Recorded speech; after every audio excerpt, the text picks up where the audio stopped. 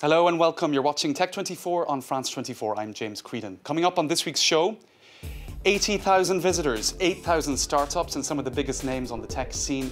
Mark Zuckerberg was amongst the guests at the annual Viva Tech fair in Paris, now in its third year.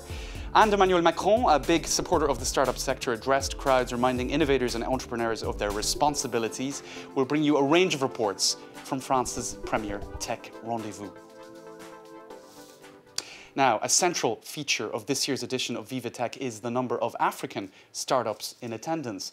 Around 100 of the most promising from across the continent have travelled to Paris to promote their businesses. Now, digital technology has been growing rapidly in Africa for around a decade, and the health sector is one of the areas which is benefiting the most from it. This report by Florent Rodeau and Ivana Scatola. Every morning, Dr. Ashu arrives to work with his eyes glued to his smartphone.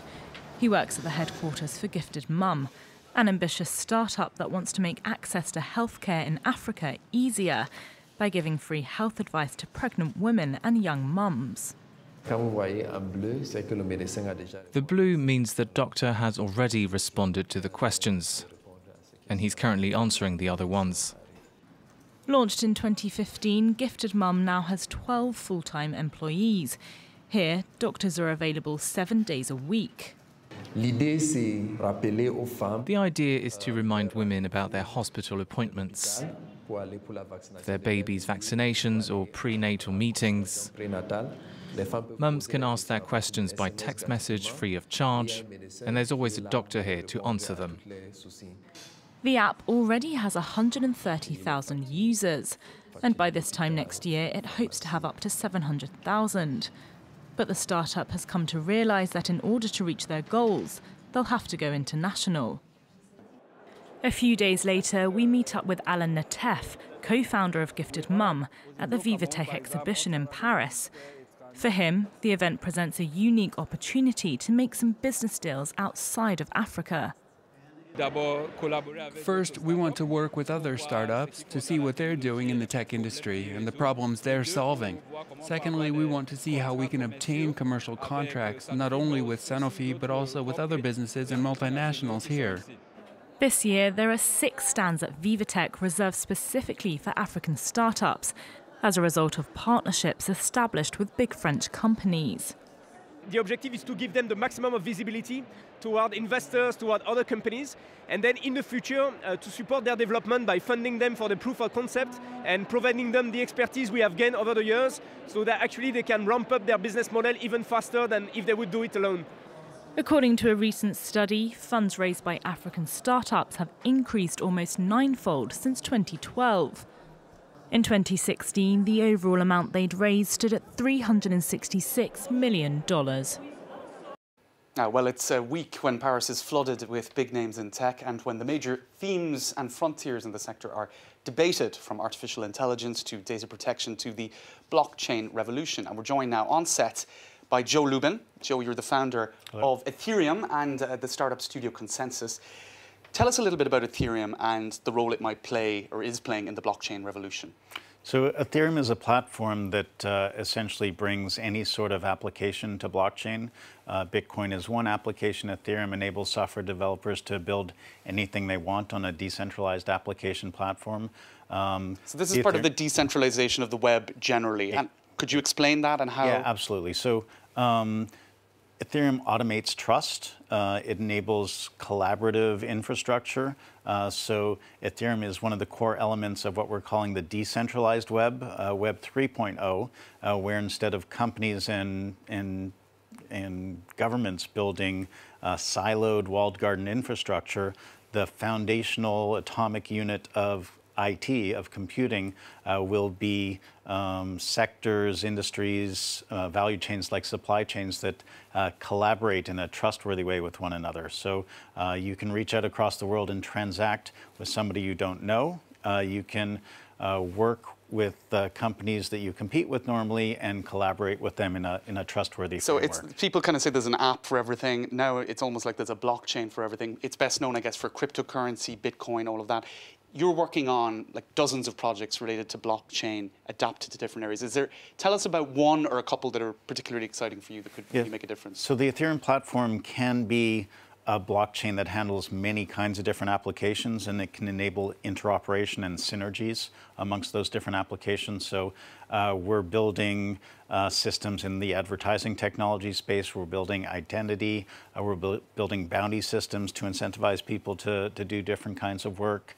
We're building financial industry infrastructure. So in the energy industry, banking, education, healthcare, any industry that has lots of different actors that often compete with one another but want to fluidly collaborate. So huge opportunities to seize in terms of... Absolutely. What would you say about the big data privacy debate right now? And you have state actors like the European Commission coming in, or super state actors trying to really impose privacy norms. But I suppose the functioning of a lot of these tech companies is to use data as a sort of a currency. What's your take on the debate? Absolutely. So Ethereum, the decentralized web, it represents the next evolution in technology from the internet protocols to Web 1.0 to Web 2.0. Ethereum blockchain and related systems are going to enable us to reformat how we operate on the internet. So with respect to data, the Web 2.0 world has been essentially exploiting people's personal information. User data as currency. You and I are the product, essentially. And the users are used. The users are used. And so we're building these protocol-based open platforms that bring content creators, resource and service providers into direct contact with their consumers, reducing the role of intermediaries. And we're engaging in those open platforms that will deliver services to consumers from our identity construct. And we're going to control our personal information from our side of the browser. So instead of spraying it across the internet and having it monetized and not adequately secured by corporations, we'll be in control of that. And if we want to monetize it, we'll be able to do so. All right, Joe Lubin, there's so much more to say, but thank you for your insights. Appreciate it. Thank you. And now it's time to join Dhananjay Khadilkar at the Viva Tech Fair.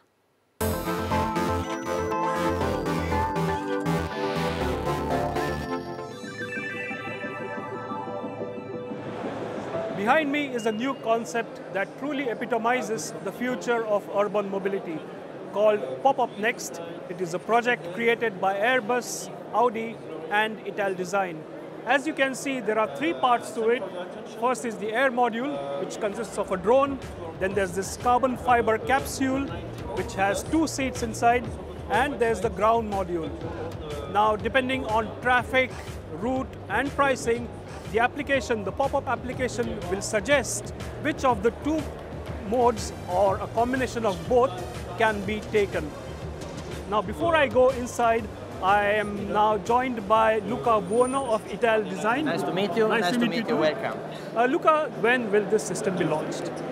The system is mature. Technically, we are able to let the ground module go by itself, let it fly the drone, but due to infrastructure and to the laws, probably we need 6-7 years more to be ready. And in what format will it be launched? It won't be sold. Every mega cities will have a center number of pop-up available, and with that application you can buy your trip, and in order that the pop-up is at the disposal of the person and of the cities. Okay, thank you, Luca. Thank you so much and welcome. Once inside, you can just sit back and relax. The screen is essentially an entertainment system. You can change the ambience, you can listen to personal music, and right now, what I'm seeing is a simulation of a flight mode, so I can see what's underneath me when I'm flying.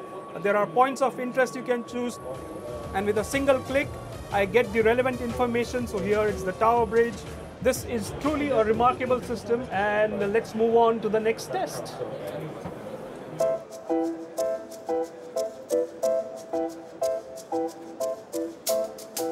We are going to witness a whole new VR experience thanks to the Paris-based startup Immersive, which did a 3D modeling of the Khufu pyramid in Egypt.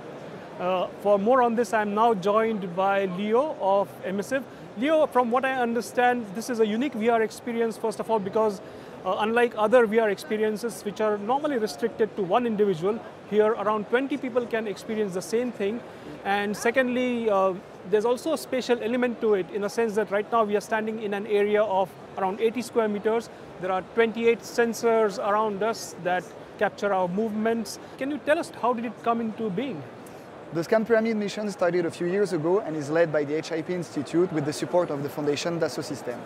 We at Immersive did all the 3D models of the pyramid. But because we also are expert in VR experiences, we wanted to try it with a whole new different setup. As you said, we believe that the future of VR and immersive technologies is to do it in large spaces with many different people, so there's a collaborative aspect to it. So now, let's go to Egypt.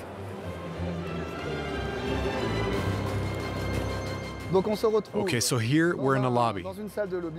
I'm gonna make something appear. Do you see that big blue cylinder? Well, that's a teleporter. We're gonna go through it, one after the other. And now we're in the King's Chamber. Khufu's tomb is just here. And you should know that the King's Chamber, when it was found by looters, was totally empty. No mummy, nor treasure was uncovered. So I suggest we now go to the Queen's Chamber. We're here now in the Queen's Chamber, which is off limits for tourists. Now it's time for the last scene. Let's head to this passageway, which is over 100 meters high. And as I said, this is the last scene, so you can take off your headsets and come back to Paris. Now, after this great virtual tour of the pyramids, let's continue with our Viva Tech tour.